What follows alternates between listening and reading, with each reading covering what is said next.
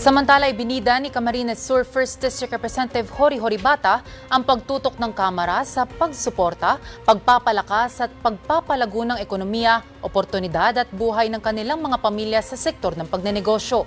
Bilang kinatawan ni House Speaker Faustino Bogie III, nagbigay ng mensahe si Representative Horibata sa pagbubukas ng 20th Manila Food and Beverage Expo sa World Trade Center. Dito ay binahagi niya ang mga napagtagumpayan ng first regular session ng 20th Congress. Aniya, tutok ang Kamara sa mga panukalang batas na may direktang apekto sa mga buhay ng bawat isa at magpapalakas ng ekonomiya at tahimik itong pagtatagumpayan ng Kamara.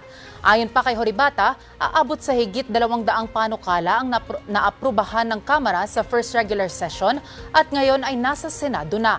Ilan dito ang mga panukalang batas na magpapatibay sa kaligtasan ng mga bata, pag-i-institutionalize ng National Nutrition Program at iba pa. Ani Horibata, ipinapakita nito ang mga konkretong solusyon na magpapalakas sa mga negosyo, magpapatibay sa mga investments at magpapagaan ng buhay ng mga Pilipino.